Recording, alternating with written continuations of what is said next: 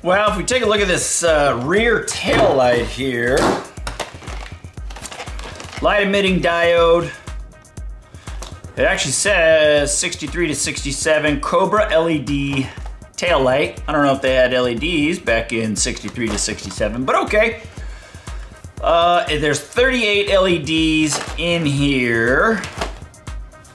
Let's see. Exact replacement includes mounting pad, hardware, solid state circuit board, epoxy coated, wire connection. So white equals ground. Well, that's a great idea. Red is stop and turn signal, and then black is the tail light.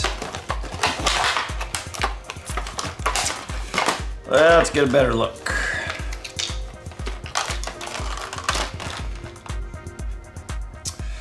So there it is there. You can see these wires. So there's only 3 wires. So you can I guess you can consider this as just being a 2 bulb, right? It's got a top bulb and a bottom bulb, even though it's made up of a bunch of LEDs.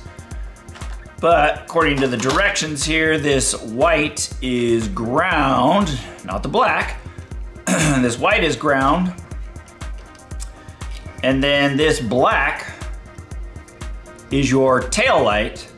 So when you turn the lights on the front of a car, the rear lights come on as well.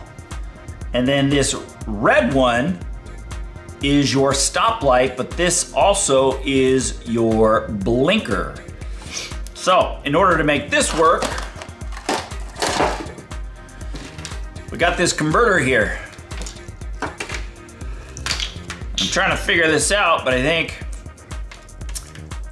the harness comes in this way, and then this connects in and goes out to the back of the car, and then this red one gets 12 volts when you step on the brake, and somehow this is solid state electronics.